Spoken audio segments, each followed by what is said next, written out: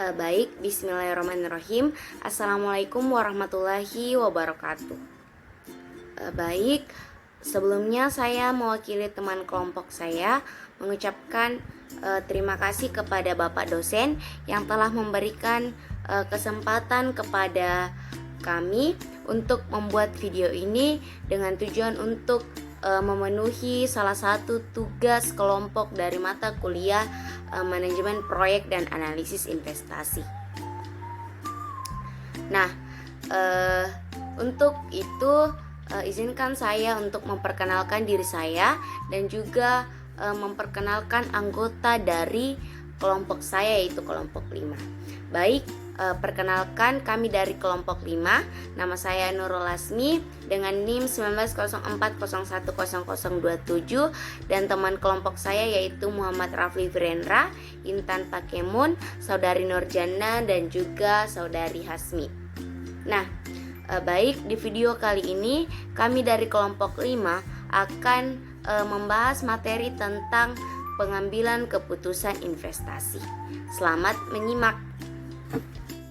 Assalamualaikum warahmatullahi wabarakatuh. Perkenalkan, nama saya Muhammad Rafli Virendra, Prodi Ekonomi Syariah 5E dengan NIM 1904010267. Langsung saja, pada kesempatan kali ini saya akan menjelaskan terkait dengan pengertian keputusan investasi.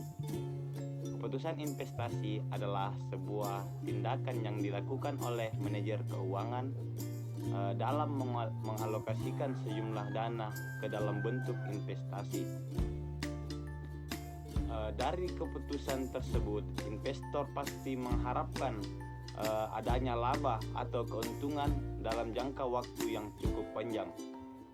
Keputusan investasi juga berkaitan dengan proses pemilihan satu atau lebih alternatif investasi yang dinilai menguntungkan dari sejumlah alternatif investasi yang tersedia bagi perusahaan. Mungkin itu saja. Assalamualaikum warahmatullahi wabarakatuh. Perkenalkan, nama saya Nurjana dengan NIM 1904010021. Baik, saya akan melanjutkan materi yang telah dipaparkan oleh Saudari Rafli Virendra, di mana materi saya yaitu terkait sifat investasi. Jadi, adapun sifat yang pertama yaitu independent project. Jadi, dalam sifat ini adalah ketika kita memutuskan untuk berinvestasi di suatu entitas usaha di mana investor yakin investasinya akan tepat. Jadi alasannya bisa datang dari penerapan proyek investasi perusahaan tersebut yang memang proyek investasi setiap investor akan berbeda satu sama lain sehingga tidak menutup peluang banyak investor akan mendapat profit. Kemudian sifat yang kedua yaitu mutually exclusive project. Jadi pada sifat ini akan memberikan keputusan investasi yang lebih selektif, ini mana satu-satunya adalah persoalan fungsi proyek investasi yang sama antara investor satu sama lain. Jadi jika kita ingin mengincar satu entitas usaha untuk berinvestasi, pastikan dana yang kita miliki, dana alokasi investasi yang kita miliki itu jauh lebih besar, jauh lebih kuat agar peluang untuk diterima jauh lebih besar. Jadi keputusan investasi ini tidak berhenti hanya karena telah mengetahui sifat investasi dan memiliki instrumen yang sesuai. Tetapi proses ini akan berlanjut hingga evaluasi keputusan yang diambil, apakah kinerja sesuai dengan harapan yang di awal atau malah sebaliknya. Kemudian keputusan investasi ini bukan hanya persoalan memutuskan sesuatu, tapi merupakan bagian dari sebuah perancangan investasi yang memiliki beberapa tahap krusial yang dimana di dalamnya guna mensukseskan proses investasi yang akan dilakukan selanjutnya. Perkenalkan, nama saya Intan Pakemun. Baik, adapun materi yang saya akan jelaskan yaitu dasar keputusan investasi. Proses keputusan investasi adalah pemahaman hubungan antara dan resiko suatu investasi. Hubungan resiko dan return harapan dari suatu investasi merupakan hubungan yang searah dan linear. Artinya semakin besar return harapan, semakin besar pula tingkat resiko yang harus dipertimbangkan, atau bisa juga disebut sebagai dasar keputusan investasi. Baik, adapun beberapa dasar keputusan investasi. Yang pertama itu return, merupakan sebutan untuk keuntungan yang didapat dari menanam dana pada sebuah instrumen investasi. Ada dua jenis return pada konteks manajemen investasi. Yang pertama itu return harapan, yaitu tingkat return yang diantisipasi investor di masa datang. Yang kedua, return aktual, yaitu merupakan tingkat return yang telah diperoleh investor pada masa lalu. Dasar keputusan investasi yang kedua yaitu resiko. Resiko merupakan sebutan untuk kerugian yang dialami oleh investor karena berbagai faktor. Kebanyakan resiko terjadi karena hal tidak terduga, strategi tidak matang, dan kesalahan pada kalkulasi dan analisis seorang investor. Dasar keputusan investasi yang ketiga yaitu hubungan tingkat resiko dan return harapan, yang merupakan hubungan yang bersifat searah dan linear. Artinya semakin besar resiko suatu aset, semakin besar pula return harapan atas aset tersebut. Demikian sebaliknya. Oleh karena itu, sebelum yakin mendapatkan sebuah keputusan, investor biasanya akan membuat pertimbangan menyeluruh yang baik dan matang, terutama pada bagian dasar keputusan investasinya. Karena salah sedikit saja, dampak merugi sangat mungkin terjadi pada penempatan investasi. Oke, baik. Saya Nurul Lasmi. Di sini saya akan menjelaskan terkait dengan cara pengambilan keputusan investasi, dan juga saya akan menjelaskan sedikit tentang proses pengambilan keputusan investasi itu sendiri. Nah, sebelum itu teman-teman perlu kita ketahui bersama bahwasanya di dalam mengambil keputusan investasi ada beberapa langkah yang harus kita lakukan untuk mendapatkan solusi terbaik dan juga mendapatkan strategi investasi yang paling menguntungkan. Nah, langkah-langkah tersebut bisa dikatakan sebagai proses keputusan investasi. Nah, lanjut, proses keputusan investasi ini sendiri terdiri dari 5 tahap keputusan yang berjalan secara terus-menerus sampai tercapai keputusan investasi yang terbaik. Nah, keputusan itu langkah-langkah tersebut yang pertama yang harus kita lakukan adalah penentuan tujuan investasi.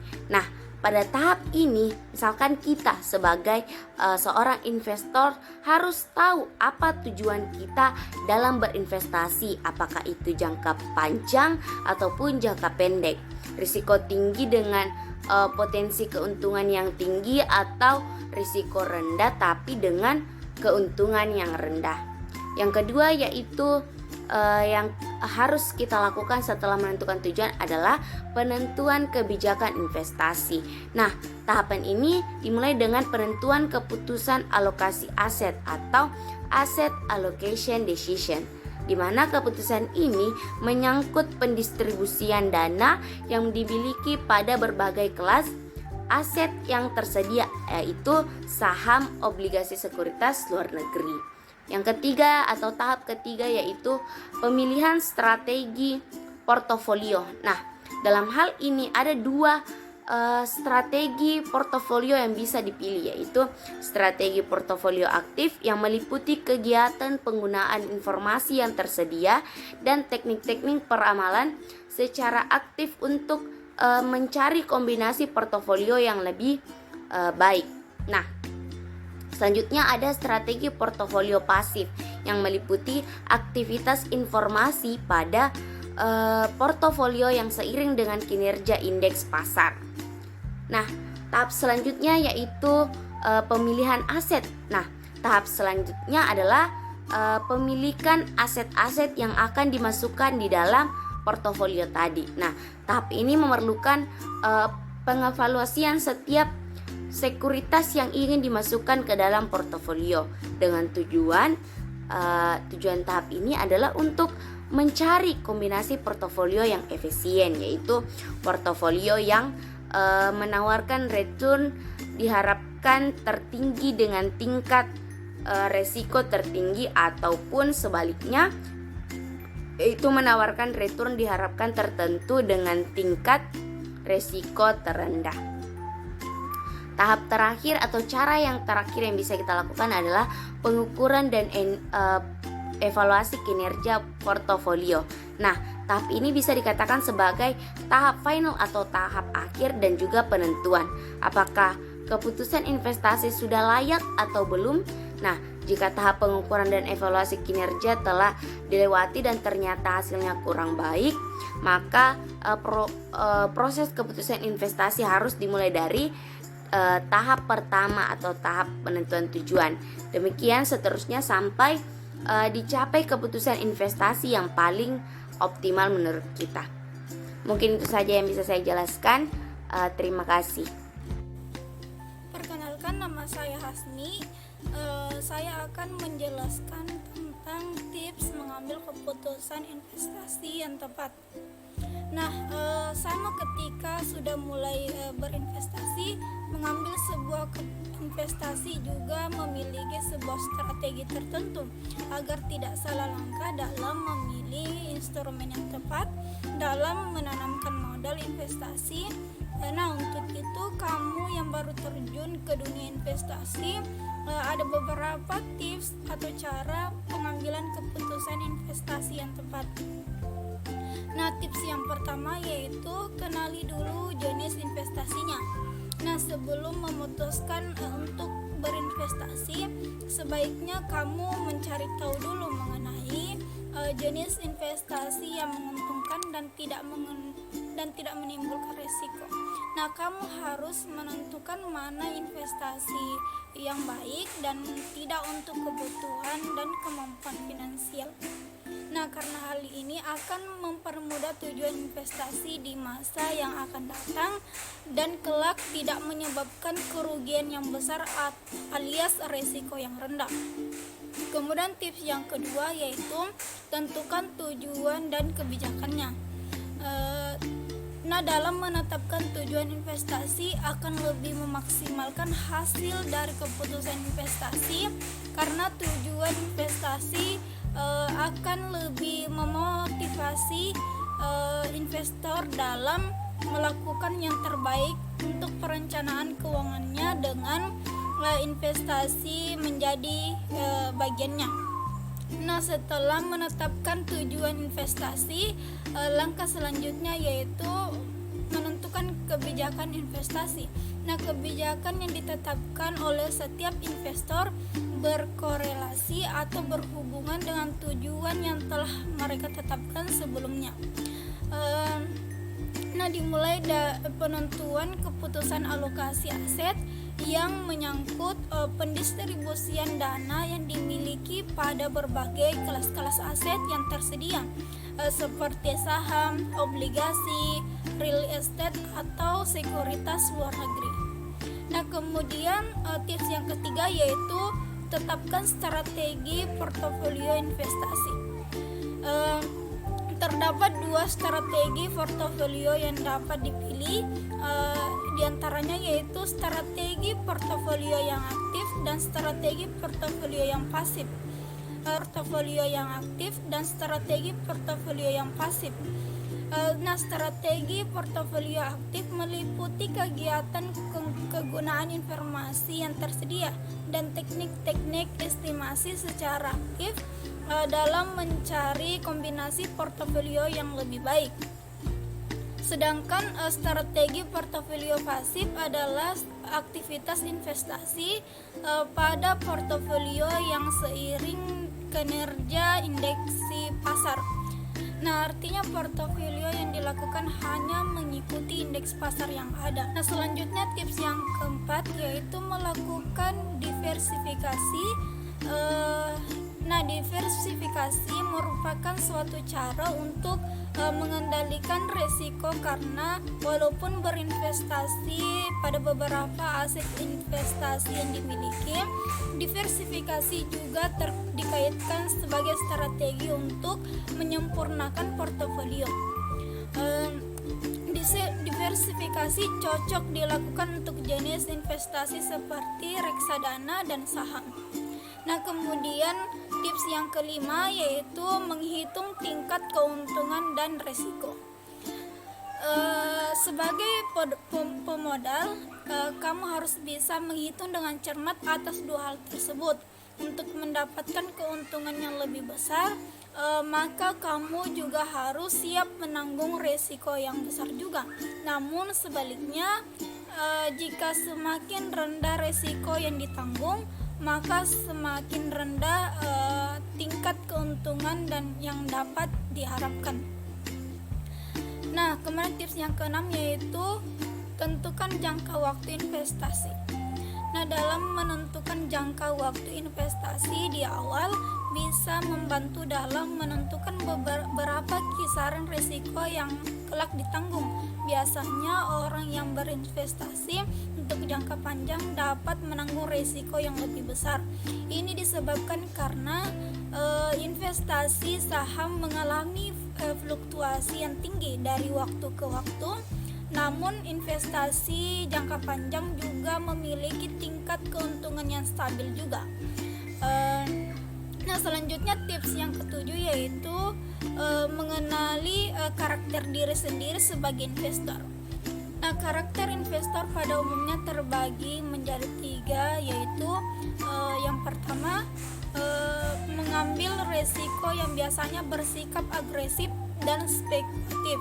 Nah, kembali kinerja perlu dilakukan secara rutin. Ini guna untuk bisa mengukur dan mengevaluasi kinerja portofolio dengan lebih baik. Akan lebih baik lagi jika kamu melakukannya kembali ketika akan membuat keputusan yang baru. Nah, buat kalian yang baru belajar berinvestasi, kalian tidak bisa hanya melakukan 1 atau 2 hari saja. Seperti berbisnis, dalam berinvestasi kamu tidak hanya siap mendapatkan keuntungan tapi juga kerugian.